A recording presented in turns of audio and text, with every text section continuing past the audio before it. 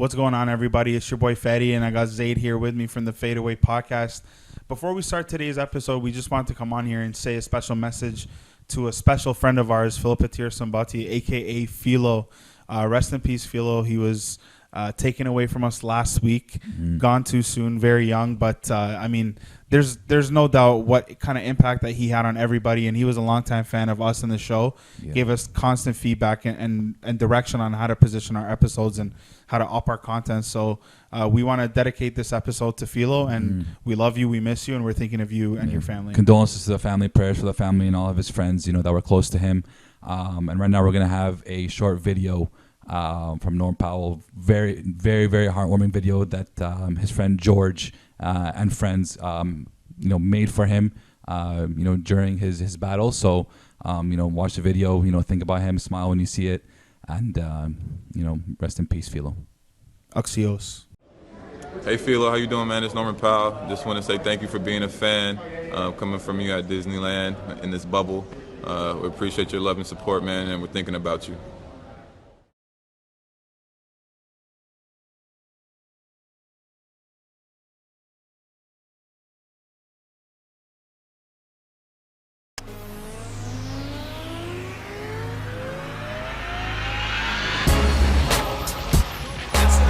Get away, Jay, right in your face.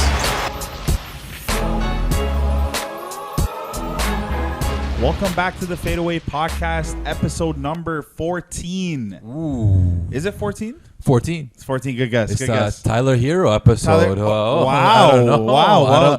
I don't know. Science. I don't know, Wow. man. I don't know. This is the week. It's the week. I'm your host, Fatty. I got my boy Zaid here with me. Zaid, how you doing, man? Good, man. Enjoying some sun today. Yeah, a little glimpse of summer. The summer, the weekend was really, really warm. Nice weather. Perfect chance to, enjoy the longer days, enjoy the sunny days. This is Got the supposed window to be open in the stew. The window's open. Yeah, the birds are chirping. It's supposed to be one of the hottest springs ever in Toronto history, apparently, according to Blog TO. That's what I saw. Look, it's kind of refreshing to hear that because it's always the other way. It's like, oh, there's going to be the coldest winter in history. It's always about winter. But this winter we never wasn't get any good springs. This winter wasn't even that bad. The last month was rough. The snowstorms. No, the wind, I would say. Before that, it was a few snowstorms for a week, and then the wind. The wind was tough. Wow. That's when it was cold. Wow. It was rough. Yeah. It was rough. Yeah. But we're here. I mean, wind, snow, sleet, rain. The Raptors are still losing games, unfortunately. And what is that? 8 in a row now. 8 in a row. So things aren't looking too bright up in the north. We got a packed episode ahead because it is the week of the trade deadline. Yeah. So we are going to talk about what we know so far, and it is Monday night. So don't knock us and say, hey, you didn't talk about this. Yeah. Because notoriously, the second we finish every episode, something big goes down. Kevin Durant signs a new deal, and it's like, oh my gosh, of course, it's the biggest news in the NBA, and it just happened after we recorded the Epi. But rough times continue in Toronto. The good thing is the team is back. The team has played a couple teams now as a full team, a couple games now as a full team. But we're still not finding ways to win games. First game against Utah with the full team back. I know there was a Pistons game before that. So let's start with that. Let's start with the Pistons we'll game. get into the Utah game after. Yeah. Pistons game, the Raptors felt the Pistons 116-112. And it just seemed And that final score, by the way, is not reflective of how the game went. No, the Raptors love doing this loves doing this thing to fans where they come back in the last 5 minutes and just to play with you and play with your emotions a little bit. Playing the spread. But a lot of glaring issues, were going on during this 3-game stretch as well during this 8-game stretch. In this case, the Raptors a lot of times defensively allowing guys who are not necessarily known to be killers or known to put up buckets against them. Shout out to Saddiq Bey, 28 points and 12 rebounds. Rookie, I think he's turning 21 this month or something like that. He absolutely lit the Raptors up. And it was to the point where the Raptors ran the box and one, and he was the one. Fred VanVleet was chasing him all over the court. That's embarrassing. That was very embarrassing. He was the one. And a little silver lining for this game. Shout out to Norman Powell. Dropped a career high 43 points. Norman Powell's absolutely been killing it. We'll talk about that later on. But something about the a little quick, I'm someone to focus on the numbers and look at the numbers, and I always like to just watch and judge based off of watching. But the Raptors' defense is very deceiving when you look at the numbers and when you look at them actually playing defense. They were plus 11, or I guess however you want to look at it. They forced 11 more turnovers than they had given up against the Pistons. When you look at that, active hands, everyone's in passing lanes, everyone's tipping the ball, everyone's playing defense. But then you look at it, Raptors were out rebounded by 24 rebounds. 24 rebounds by the Pistons. Who on the Pistons has the ability to rebound that well? No one really comes to mind when you really think about it. Plumlee is the only one. And really, he'll get his, maybe he'll get 10 or 11 and 12, but as a collective effort, the Raptors have had a really difficult time being able to rebound the ball. You look at second chance points, -6 on second chance points. And then the Raptors gave up 41% from 3 and 51% overall shooting for the Pistons. So the defense... Sorry, just to interrupt you, the Detroit Pistons are 25th in the league in rebounding. So there you go. There's no excuse why you're -24 on rebounds. I get it. You're playing small. You're playing with... Nobody was playing that game, too. Yeah, exactly. I think OG was the only one still out for that game. Pascal was back. Freddie was back. Fair enough. Norm was playing. Obviously, Kyle Lowry was playing. But you just look at those numbers and you're like, okay, you're doing part of your job here where you're getting in passing lanes. You're getting in front of your man. But what's really killing the Raptors is they're giving up wide open shots. They're giving up easy looks to their opponents. Second chance points. They're giving those up. So the Raptors aren't really playing full possessions. Not only that, I get it's been difficult to work everybody back in, and it really shows when your opposing team is getting wide open shots because there's misreads, switches, miscommunication by the team. So that Detroit game I was expecting a revenge game of sorts for that, especially against Casey. Especially against Casey, number one. They just kind of beat you before the All-Star break, so you're supposed to come out and you're supposed to show up. You're supposed to, have a little fire under you. And they came out just flat, no energy, and it just seems like they didn't want it. So for the Pistons game, it was a very disappointing effort. I get it. The last 5 or 7 minutes, they kind of start to turn it on a little bit, but in classic Raptors fashion, I think the Raptors are realizing that they can't just turn it on anymore and win games. That's not how the season is going to go. Mm-hmm. They need to get ahead from the start and stay ahead all throughout the whole game. Yeah, you're absolutely right. Watching Raptors games has become increasingly frustrating because stressful. Every year we know that they're a bad defensive rebounding team. We know it, but this year it's way worse on all levels. And I get it. You lose Marc Gasol, you lose Serge Ibaka, plug in Aaron Baines, Chris Boucher, and a plethora of other guys. Mm-hmm. We don't really have big guys. We have a lot of even our backup center is a slender guy, Chris Boucher. He's not a strong guy. He gets bodied.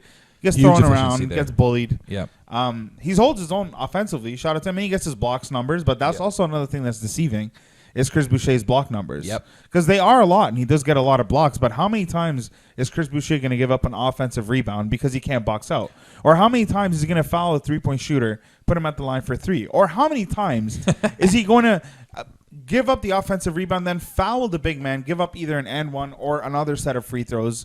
It's frustrating, and we're asking him to do something that he's not here to do. Yeah. He's not the center to play defense, but he has to, unfortunately. And second chance points are killing the team. Another thing that's deceiving is that how many of his blocks are really at the rim?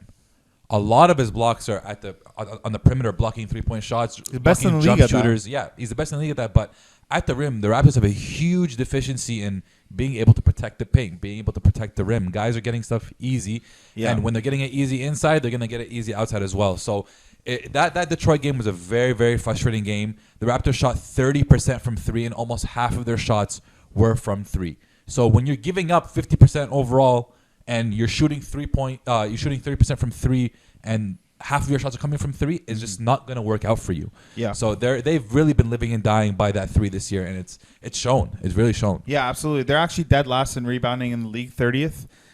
They're 10th in the league in 3-point percentage, which isn't bad, but they're top 3 in attempts. Mm-hmm. So they're definitely launching that thing. Yeah, they made a huge but they're effort converting to do it. at 38%. So ultimately I can't knock it, but the fact that the offense just isn't working, or the defense just isn't, whatever is happening is not working right now. We need to tighten up on the rebounding is like the number one thing. I think at this point, you're just killing yourself. How many times are you going to grind it out and close out and get there?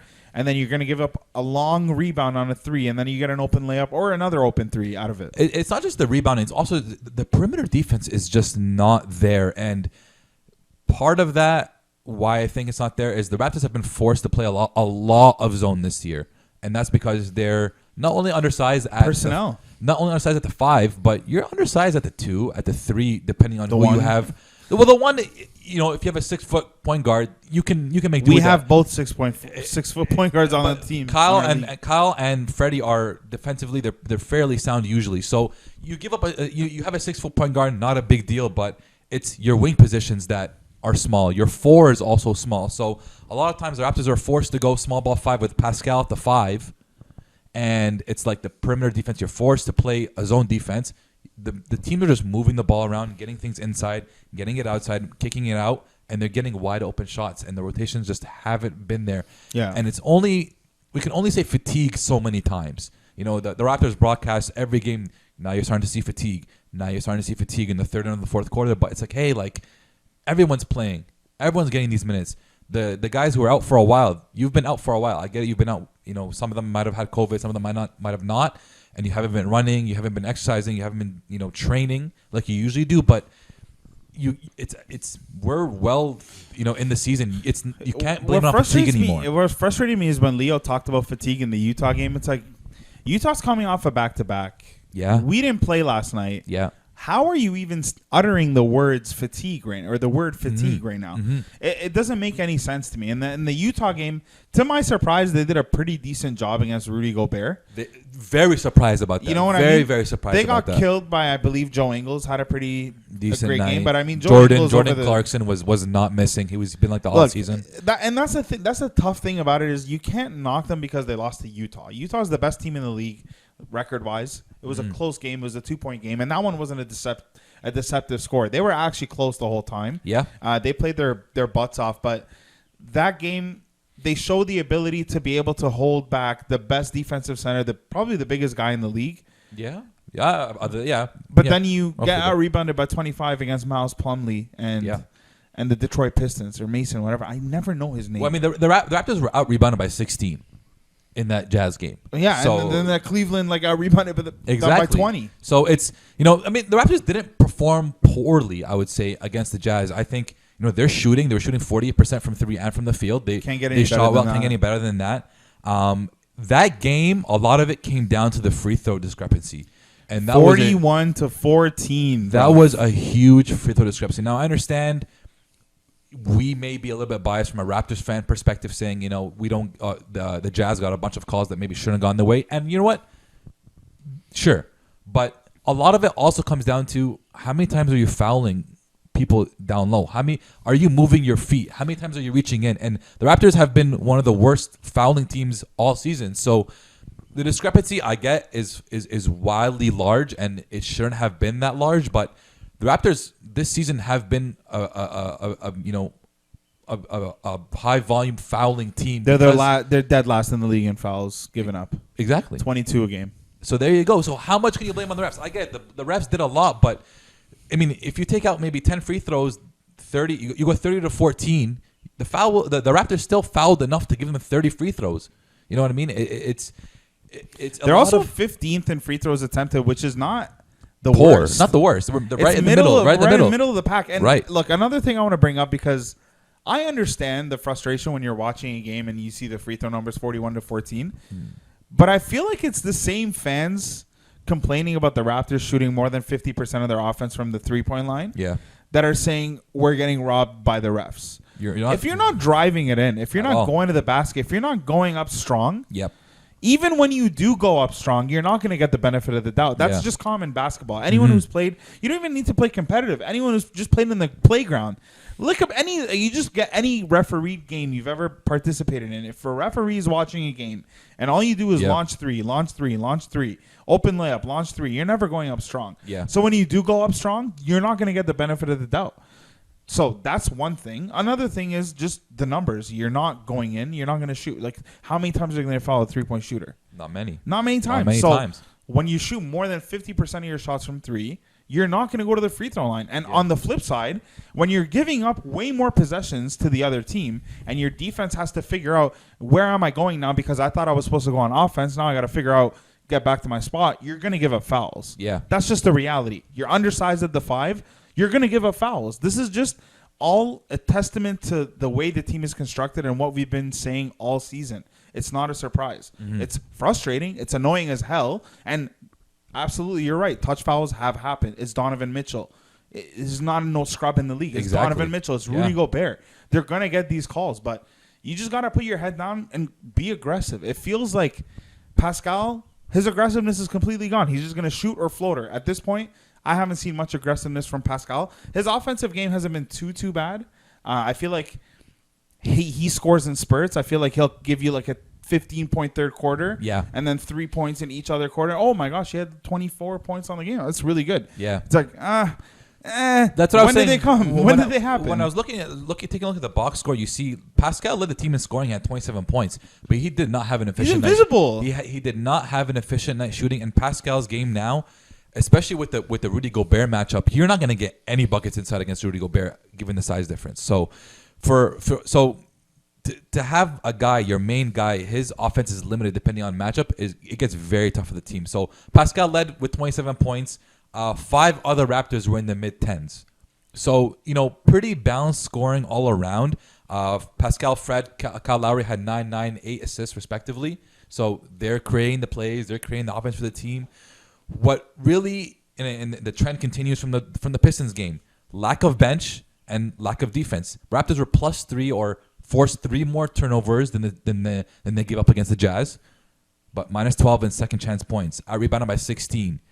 You give up 41 free throws. Your defense is poor, and when your defense is poor, you're not gonna win many games. It's gonna be, unless you have a team like Brooklyn where you can put the ball in the bucket very easily, you are not going to win many games with poor defense. It's just not gonna happen. At what point do we say like the sample size is enough and the verdict is in on Pascal Siakam? Because at this point we've seen bubble Pascal. Yeah.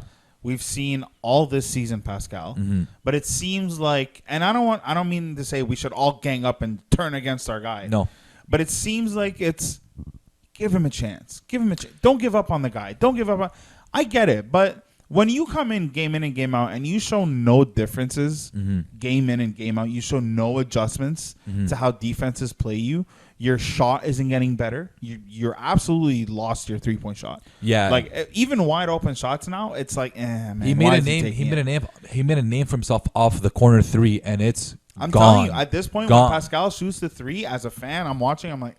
You don't know if you're not sure about it. I don't know about that one. And it goes in, you're like, I don't know if I want to see that one happen again. I'm okay. I'm personally okay with Pascal getting his reps in and developing into a star player or a franchise player or a leading player offensively, whatever it may be.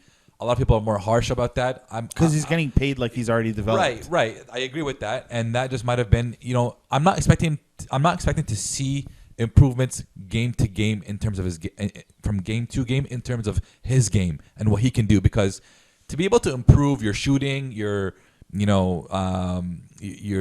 to play make, it's tough to do during the season. That's something you gotta take it with you for the summer, take it back, work on it, and then you come back improved. The issue is that he didn't improve after the bubble and during that time span where they had time off. And then we're relying on him. The Raptors are relying on him like he has improved or like he is that guy. The thing that I do have a problem with is I'm not exactly sure that the Raptors should keep going. And Nick Nurse, I'm very surprised that should keep going to Pascal for game-winning shots. And that's what happened in this case. He had the ability to get to the game-tying 3, and it was in and out. Looked great. It was a great look. But you're down 3. I'm not exactly sure that Pascal on an off night is the person that you want to get a shot for. Hand, yeah. So that one could be situational because there's been times where Pascal's been able to get to the rim for a game-winning shot or a game-winning layup. We also don't know who the play was run for. Like, it could have been run for another guy that got blocked off, right? Yeah, but that also just stems back to Nurse. Like, what are these late game plays you're making? Out of the 4, I thought that was a good play though, given what they had and the time. out of the 4, It was the exact play from Boston. out of Game the 7. 4 Pascal games, it three. was the Game exact 3. it was the exact play. You're right. Out of the 4 Pascal game winning attempts, I was impressed by only one of the plays that Nick Nurse drew up, and that was the open layup at the rim. That was the only play where I'm like, man, if that went in, Nick Nurse would have been like praised. Like, that was a great play, drawn up amazingly. But in this case, I just like shook my head. I'm like, you know what, you're right. We don't know who the play was drawn up for, but for it to end in a Pascal 3, I just think it should have been. You have 3 good 3-point shooters. You have Kyle Lowry, Fred VanVleet, and Norm. Whether they can create a shot for themselves or you can create a shot for them, those are the guys in this situation where I thought, we're going to go with these guys. I'm going to go with one of the 3. Norm has been killing it all season. He's hot. Maybe try him for a game winner and see what he can do. Increase his trade value a little bit. Who knows about that one? But I was just disappointed to see that it ended up being a Pascal 3 on an off night for Pascal when there's other great shooters on the every team. part of the rim. I know. It was a tough So shot. tough. It was a tough shot to swallow. It was sure. painful, absolutely. And the thing is, they had the lead, and they were up 5 with a minute and a bit left, Yeah. and Donovan went on a 5-0 run himself. I think 7-0 run by himself to end up sealing that game. A bunch of free throws there. It was Free just throws very were the frustrating. killers. They were the killers. After that game, Nick Nurse came out and said, I'm going to keep it a tight rotation, 8 guys, and my additional guys are going to be Malachi Flynn and Paul Watson Jr. And immediately the game later that day, he ended up going with who did he play? 10-man rotation. He Who did played he- those 2 guys. He tried them out first, and then Then he played everybody Stanley. else. He played Stanley. He played Stanley, by the way, and Stanley led the comeback. Not led, but he was helped there defensively. in He the helped. comeback. Defensively, he helped against. And the you know who Cavs. wasn't on the court for the comeback? Pascal, and I think he got benched that whole 4th Q, which is very, very interesting to see. But he played Stanley. He also played Pat McCaw. He Played some good minutes too. I was shocked that it took Nurse that long to get Pat McCaw into the game because usually I don't know what he has. He has a thing for Pat McCaw, but he gives him a plethora of chances. Yeah. He's a champion. Huh? Three times over. But my question Nick is, Knack, Patty Mac. my question is, what did Bembry do to get the Matt Thomas treatment? Like, Bembry's a sound guy, sound defensive guy, can create plays, he can hoop, he can help your team out. So I was kind of very... And he did help the team out, by the way. During the time where all the guys were out, he helped a lot. So I was very shocked to see Nick Nurse, really just bench him for the last 2 games. Especially when Colin Sexton was cooking it. Like, you didn't think once to just, hey, let's throw Bembry in there and run a box 1 on Sexton. One thing about Sexton and the Raptors that, like, listen... So embarrassing. I get you get into a fight, you get into a little kerfuffle or whatever you want to call it with it was Freddie and Norm. But when you come out of that in that second half, you cannot let this dude cook. You can't let him. You see his face the whole time? That's his face. They call him what, Young Bull. That's his face. There's that one video of him in Summer League where he's guarding Josh Hart. It was like 2 years ago, 3 years ago, and he's guarding him and he's just like he's in the stance and just like going Super Saiyan. You know what I mean? Rugby players in the pre-games. Yeah, and I'm like, you can see in his eyes that he wants it, and he had 36 and 7.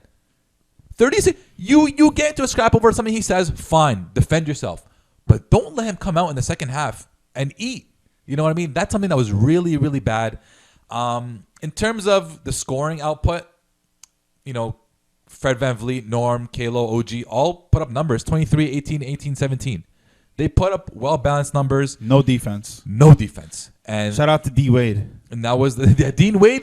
Dean Wade had a night too, right? So do you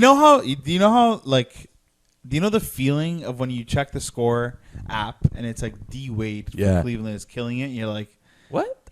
Check in and it's of all people Dean Wade. Can we put a picture up of Dean Wade? Let's do a picture of Dean Wade. He's literally there. Chandler Parsons light, by the way. It literally looks just like Chandler Parsons. It's unreal. But when you look at it, listen, Dean man, Wade, I'm gonna stick with the same numbers I was giving you before for the other games, and it's been the trend this, during this span. Raptors were minus 17 on rebounds, 26 to 19 in fouls. So obviously committing more fouls. Gave up 52% from 3. 52. They shot lower from the field in general. 52% from 3 and 51% from the field, and then they shot 33% from 3, and then overall 46% from the field. So, like just the numbers and the defensive effort just don't work, right? No. That you're the perimeter defense and the inside defense and the inside presence on an offensive end all need to be addressed. Let me ask you a question. Do you think that their defense is as bad as it is because now that Norm is starting, he's pure buckets, no defense? I don't think he's no defense. I don't think from watching Norm play, I don't think his defense in particular has been the downside. I just think it's the team defense, and they just haven't been able to play together. It's looked awful. A lot of the defenses that Nick Nurse is throwing out there are zone defenses. They're team defenses. They're not specific man-to-man defenses because the Raptors can't match up man-to-man. It's impossible at the size. So it's just team defense in general. Team rebounding is not there, especially when you play a zone. You're susceptible to giving up a lot of rebounds. During this 8-game losing streak, the Raptors are bottom 10 defense. I'm sorry, the Raptors are currently bottom 10 defensively. They're 29th during this 8-game losing streak, and that There's just no goes defense to being show played. there's no defense being played, or it's just a lack of communication. When you're watching it, it looks like they're not on the same page. It just looks Yesterday, like it. you know what? Yesterday was the first time I'd seen our guys chippy with each other. Yeah, There was a play where Norm lost it was on the That's fast the break. one. Norm Yeah. had dribbled it out, and Pascal kind of like threw his hands up, got pissed, and Norm looked at him like, "Yeah, I lost the ball. Relax." What do you want? What do you want from me? Which You know, is a tough play. and I get it, but I personally have never seen our guys do that, and that kind of concerned me a little bit because what's going on in the locker room? If this is happening on the floor and they're losing, this team is not used to losing, mind you. Nope. These guys have been winning games for the last 7-8 years. Pascal, Fred have They've never- only been they're- in a winning They've situation. never lost. So they don't, and Fred's coming from 35-0 Wichita State, so he doesn't know how to lose Yeah. very well. Yeah. So right now, obviously being put in a position that's not normal for any of these guys, and on top of that, I'm sure that Pascal knows he's underperforming. Yeah. I'm sure he knows that the spotlight is on him and he's not coming through. And it's getting a little bit, rough. I'm not gonna lie to you. Trade rumors are going off, Swirling. and that was kind of. I was thinking about that yesterday when I saw that interaction because a lot of teams now are interested in Norm. Yes. A lot of contenders woke up and they're like, "Wow, This guy there's can a guy in ball." Toronto that can ball, that can really help us." Yeah. I know there's a handful of teams that were tied to him. Atlanta, Dallas. Timberwolves. The Knicks actually were also tied to him. I know you off air you had told me. Yeah, I thought that would be a very, very exciting one. But I'm glad in a way because Norm's trade value right now is It's the highest it'll ever ever, right? So I'm glad that the Raptors are also. There's also been reports about the Raptors saying they might move Norm. That means, listen, the organization, the front office is actually active. They're actually doing things. They're not going to just take a stand and Wait it out. Just wait it out and let Norm walk or whatever. The right decision is honestly to trade Norm because the Raptors can't afford it. As much as Raptors fans love Norm, we love Norm. He's been performing great all season. This is how it is. They cannot afford 15 to 20 million next year. Yeah. So Because you gotta we get looked up pieces. his age, right? So he's going to be 28 this summer. He's going to command a 4-year deal. Yep. And I just don't know. At 28 years old, how many of those 4 years can you play at this level? I don't. Because he I- hasn't I- really. I this disagree. is his like second season playing well. I disagree with that. I don't think. I mean, out of those 4 years, I think he can go through the whole 4 years playing Oh at this level. my God. Yes. It is. It's a prime contract. 28 to 32. You're priming. There's no doubt. There's Why- no doubt. It also depends on the situation on where he goes, but he can play like this for another 4 years. Nah. Absolutely, he can play like this for another 4 years. It'll be interesting, but that's he's why on a his losing value- team right now. He's the only guy that hasn't gotten COVID, thank God. Thank God. Oof. But he's just getting a lot of minutes on a crappy team right now. No, but he's efficient. He's not. He is shooting efficient. for- He's definitely a bucket. You're telling me he's getting run. He's getting a lot of touches. Absolutely, but when he gets the ball, he's doing something with it, and he Yeah, can do that. he's a bucket, and you but can I do don't that think with he's- every other team. If you're gonna, I think he's a deceptive bucket. I think he's a contract year bucket. that will be interesting. I It do could be believe a it, man. contract year bucket. We've seen this isn't the first. We've had Norm for what 7 years now. We Wait. know Norman Powell. His opportunity this year has been unlike any other, though. Immense, and that's, absolutely. And that's sometimes what it takes. Sometimes it takes opportunity. Who knows? He goes to a team like the Kings. I don't know, but they goes to a team like the Kings, and there's It's like all the Buddy Hield opportunity. buckets, No, stop. No, like no, Harrison Barnes buckets. Do not compare. If you do not have Buddy Hield in fantasy, do not bring up his name because Not Buddy this Hield year. does not shoot well and does not shoot at the rate that But Norm think Powell about does. pre-contract Buddy Hield. He was decent. He was good. He was good. He was good.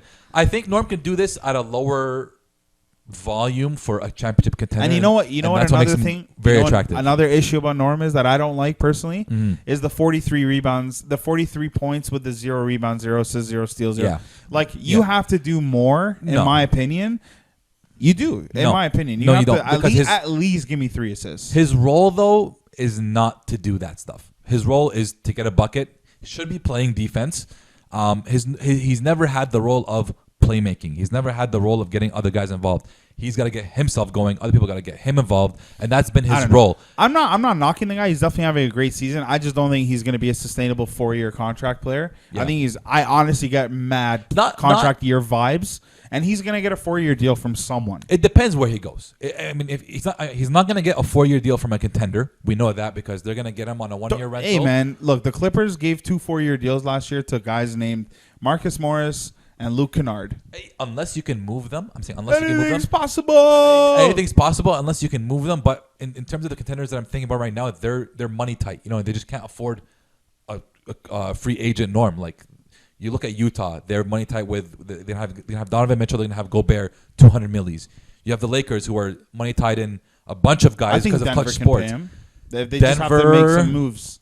They gotta make some moves. Having him Actually, and Jamal, it would be tough. It depends because I don't know what Michael Porter is gonna be coming up on an extension. What, 2 years? Yeah. So I don't know. So that might not work. So I don't think he'll end up signing with a contender if he signs a fat deal. I think. Contenders are looking at him right now and saying, "This guy is someone that can come in. We can get a year out of him." A team like the Lakers can get a year out of him, and they need some buckets. They need some help offensively, other than LeBron and AD, who are both injured now. So Schroeder hasn't been great as of late. He has been great in the past though. Kuz, he's up and down sometimes. He's averaging 12 on the season. So to get a guy like Norm, I think a guy like Norm can really help out a contender like the Lakers. I would love Kuz on the Raptors. We talked about that. Yeah. You did. I kind of went off, and I don't think I like. I'll say it on the show. I'm not like stuck to this. Yeah. But I was like, this is like James Harden buckets where he's the bench guy averaging like 15 a game, then he leaves and averages 50. But I acknowledge that playmaking is a whole different world between James and You're talking about just the scoring. Just the scoring. But I don't think he can be a James Harden level. He'll never get to that level if you can't play make. Yeah. But I do think that he's being held back based on the situation that he's in. Yeah. And I think with our development and like I told you, the relationship he has already, because he went to college with Pirtle and DeLon Wright. Yeah. And he knows Fred and Pascal and all those guys through association. So there's a relationship there. He's an exciting player. It could be a nice young core to build together by bringing in Kuz and having Freddie. A beautiful young and what I like about the Kuz move, if the Raptors somehow were to get Kuz, size. He's 6'6", 6'7", 6'8". He's got size. You put him in a development program. You preach defense to him. He could be a great. He could. Starting. He's got a lot of raw potential, absolutely. But another big thing is Kyle Lowry's been grouped in trades with Miami. They really, really want him. They covet him is the word that they use. So Miami Heat are looking, and I think you showed me a KOC, Kevin O'Connor rumor. Kevin O'Connor from the Ringer. Yes. There was a tweet saying that there was a potential Lowry for Tyler Hero, a couple firsts, and there was another name in there, but I can't really remember. The package was centered around obviously Lowry going to the Heat, which by the way he has a great relationship with Jimmy Butler, so that would be a fantastic. That fit. would be a great fit for the Heat, by the way. And they are missing a solid point guard. Like Goran Dragic is a good point guard, but you saw last year he went down in the finals. He's older too. He's older too. Kyle's old too, but I mean, but not as but not as old as Dragic is playing. Is a really good bench point guard in my. He's like a Rondo, 100%. There's nothing wrong with that at all. Lowry could be your starter, and I think that's fine. That would be a great lineup because you don't need buckets. No, but the trade would be centered around obviously Lowry and then Tyler Hero, Precious Achua, which would love a big like a Precious. Seeing what he's been doing this season and seeing what he did against the Raptors, would love a big like Precious. And then I believe it was 2 first rounders or whatever it was. I like the deal. I don't think it's a horrible deal. I love the deal. It's a great deal. Give me all of Tyler Hero. Tyler Hero is a guy who can get buckets. I think he's a little bit bigger than Norm as well. Would be a fan favorite overnight. Yeah, he's just my. He's a pure scorer, kind of like Norm. He would bridge the gap between Leafs and Raptors fans. If you know, you know. He would bridge that gap heavy. And he's exciting, man. And he can get buckets. He makes faces at the camera. He's exciting. And not just that. And he's a guy who you know what? He can close games, man. He's proven that he can hit big shots. On the age scale, the exact opposite of what a Kyle Lowry would be. Exactly. So still fresh. He hasn't had a great year too, I would say. It's been a quiet year too, but he's improved his scoring. You bring 15 a game. You bring in a young guy like Tyler Hero who can get buckets. You put him in our system. You put him in the Raptors development, and you kind of just give him the ball and let him go. I think it could be a great deal for the Raptors. So magical experience. I would love to meet some Tyler Hero. I would love Tyler Hero, but and love then me some Precious Achua. Exactly, putting him in Raptors development would be great as well. So those were the rumors as of now. What's been going on? Rashawn Holmes. That was the last one, right? The last one is Rashawn Holmes from the Sacramento Kings. The Raptors have shown interest in him. I like that, man. Bro, 6'10", 235, putting up 14 and 8.6 rebounds a game. He's a dog. Shooting 64% from the field. He so fits you already the know. culture. He fits the culture. He fits that inside presence, gap that we don't have both offensively and defensively. If you can make him into an IQ big where he can pass like a Serge can pass, you can play like a Serge can play. Hear me out. Here's the comp. Here's the player comp. He's Biyombo with hands. I think he was more of a Montrezl Harrell, but that's what he. I meant like for the Raptors. For the Raptors, I'm saying sure, but I just wanted to dunk everything. Biyombo has no hand. Biyombo, negative hands, but I just want Rashawn to rip that rim every time he goes up. But he's a quality guy that you could get and address your issues at the 5 spot. So if the Raptors could make that deal happen, I think that would be a very welcome deal by Raptors fans and by the Raptors media, Raptors, everybody Raptors. So this week, I want to say before we move on to the NBA, this week is going to be a very telling week for where the Raptors want to go. Especially tonight. Tonight is the game against Houston. Houston has lost 20 straight, and the Raptors have lost 8 straight. So this is a huge trap game for the Raptors. I was telling you before, back to back. Houston is probably circling this on their calendar, saying we can get a win here because this team has been struggling the last 8 games. The guy's probably like career high tonight. Yeah, so it's a big trap game. But in terms of the Raptors front office, in terms of what direction they want to go with this team, this week is going to be a very telling week. So it's going to be an exciting week for sure. Absolutely. Let's move on to around the league. We spent a good amount of time there on the Raptors. Yeah. But let's talk about what's going on around the league. There's a lot going on around the league. Let's start with the. First and foremost, we put together a graphic last week after a very exciting Charlotte Lakers game. The 2 people that we put in the graphic are the present superstar of the league and the future of the league in LaMelo Ball and LeBron James.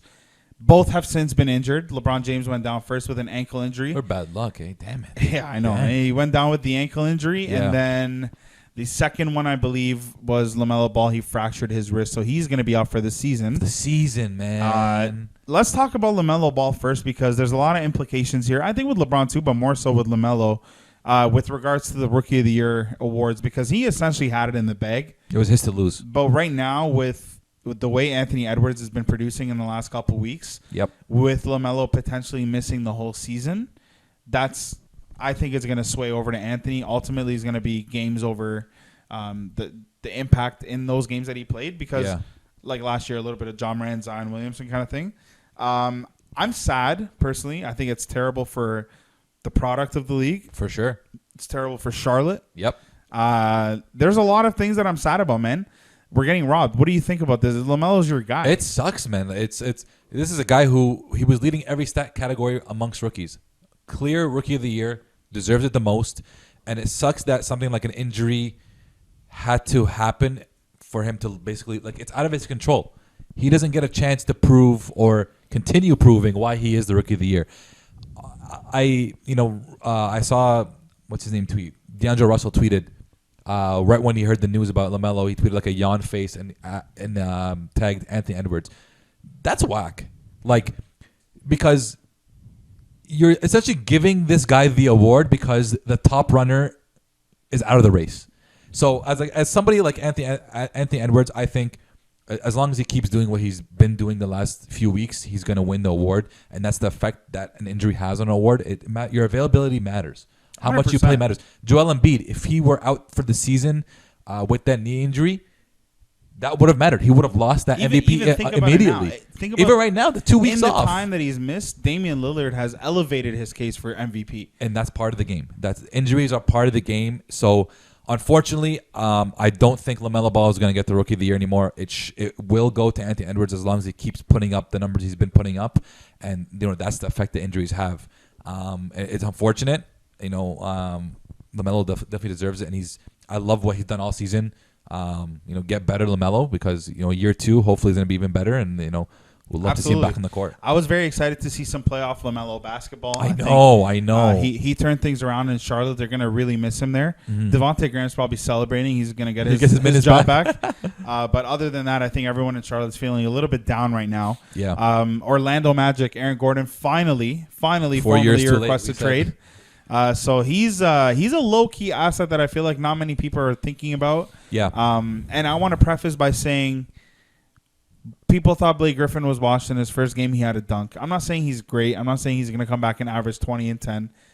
But these guys are the masters of getting what they want, and they will withhold their talents, their physical ability, when they don't want to be in a certain situation. So I feel like Aaron Gordon is one of those situations where you put him in a new situation. You put him in a winning culture, a winning organization, refresh him a little bit because he's been there since he got drafted. Yep. And Orlando's is a black hole for losses. Like, that's just what it is. Yeah. Lately, they've been making the playoffs. First round they're exits. coming in as the 8th seed, getting swept in the first round.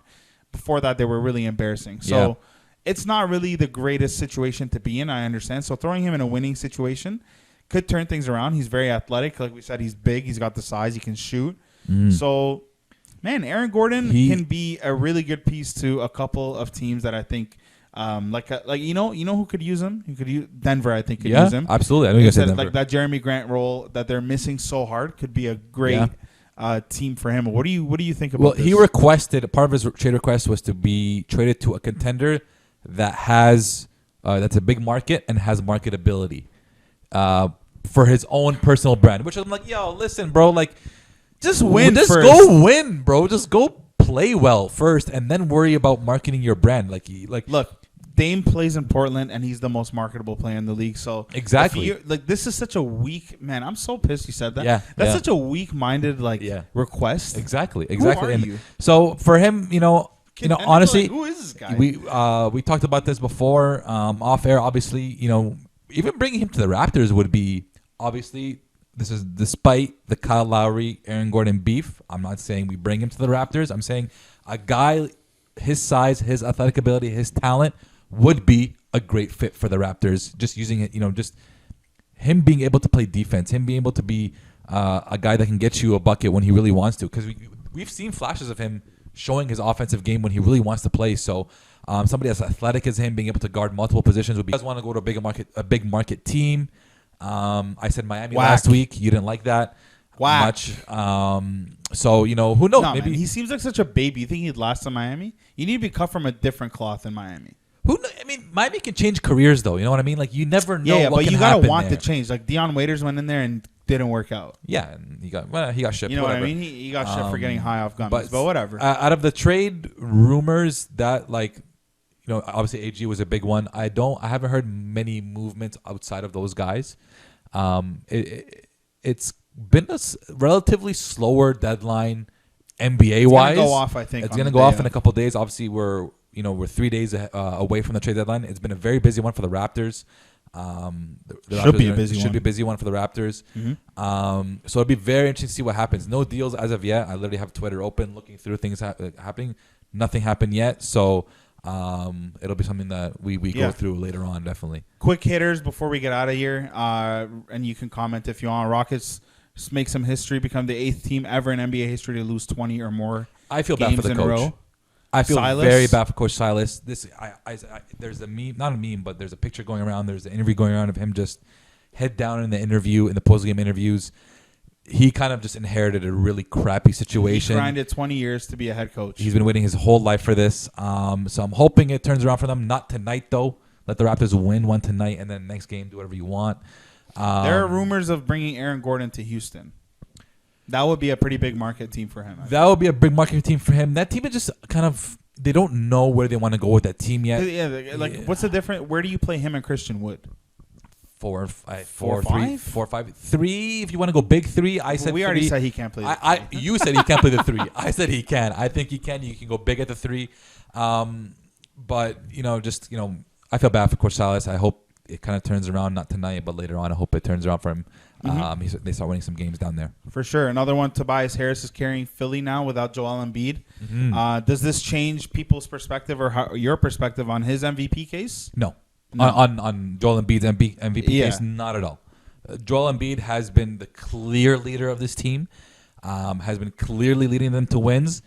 He's been great all season. He's been a leader more this year. And you can tell by the way he's been playing that he's been a great leader this season. So someone goes down, somebody else has to fill in the roles. I've been surprised that they've been winning despite Joel Embiid being out. You guys laughed me off in the what's his name? What's that guy? Falco. Yeah. You guys laughed me But off Doc? when I brought up Philly. And so I'm literally gonna say right now, I'm like, Doc has done a great job. Fantastic job with the Sixers. Looks like the translation from Tobias Harris in Clipperland with Doc has translated to the Sixers. Has been great. We were wrong about that one, that's for sure. Who's we? Myself and Falco. Oh. Yeah, relax, bro. Relax. I'm giving you some credit here. Sheesh. I didn't know Falco moved up to we status. Well, you just mentioned Falco, Bro, though. Toby's averaging better than 20 points a game this year. Yeah. 40% from 3, 89 from the free throw, 50 plus from 2. He's having a great season. 50, There's 40, no 89, 21. No doubt about it. Yeah. Doc has figured it out for them, and it's been, they're saying blow up that team with Ben Simmons and Joel, and he's figured it out. So he's done a great job there. Yeah, absolutely. And last thing is an honorable mention. I kind of brought it up earlier a little bit, but Blake Griffin made his Brooklyn Nets debut, got the standing O. They got the dub, and he got his first dunk of the season. So all is good in Brooklyn land. KD's kind of going off on Twitter today, replying to a lot of Steve Kerr, Bob Myers quotes. And I'm not going to lie to you, I'm kind of siding with KD on this. Like the stuff I'm reading, there was no joy in winning the last championship with Kevin Durant. It was like, we just did our job. Like, buddy, you don't ever win a champion. Like, how arrogant are you that you're sitting there saying winning the championship sounded like a chore? Yeah. Are you kidding? Yeah, no, that's cool. Whack. That's so whack. And that was Bob Myers, the GM. For Steve Kerr to come on and say what he said too, like, what he says, like winning. Oh, he enjoyed the 15 and 50 season better than the last season with Kevin Durant. Yeah, because there was a lot to deal with. Buddy, get out of here, man. This is so petty. Like, this is so petty. I don't even know why they're commenting on it. We're 2 or 3 years removed from it. Like, shout out just to let KD, go. Man. Shout out to BG. Reach the show, KD. Blake, I knew you were still athletic. He doubted me, but it's all right. You showed what he took off from outside the. It was far, bro. That was like he can still ball. He only had 2 points. I think it was only 2 points of the game. There's no expectation for him to produce a lot offensively. I think he's going to be a great addition to this team, but to the Nets team. And it's amazing to see how the Nets continue to add offense and their defense has actually gotten better. In their case, it's just been an effort thing for them to play defense and for them to get all on the same page. Now that their defense is looking good, now that their offense is looking good, NBA Power Rankings had them number 1 in the league. So playoffs not really around the corner, but we're closing in on the end of the season as we keep going, and I stand with my Nets to the finals because I don't think there's a team that's gonna be able to match their firepower. It's gonna be very exciting. The playoffs, I think, are gonna be very fun. I'm excited to see where the season goes. We're not going to say this is 100% official, but we might be doing a whole trade episode. Yeah, the trade away. I sense that there will be, the trade away. We're going to bring that back because I sense that there will be a lot to discuss. Absolutely. One way or another. So we're keep your eyes open for that one. Keep your eyes open for any trade rumors. You know where to find us: YouTube, Spotify, Google Podcasts, Apple Podcasts, Twitter, Instagram, wherever you like. All the pictures and DM all the people. That's where you can find us. And this episode is brought to you by ballislife.com. Take a look at their new podcast network. They've got a bunch of different podcasts at every single level. They got some crazy content. They've got some really good stuff, man. They've got some really. Everyone knows they've got some really good stuff. They're huge. Before this partnership, I honestly thought that they were mainly in high school hoops, but they got a lot of great NBA content too. Yeah, so they're doing it all. So and they just picked us up, so they got even better. So it is what it is. But you're right. This is brought to you guys by Balls Life. Shout out to Balls Life, and I believe that's that for episode 14. Get out here, get ready for game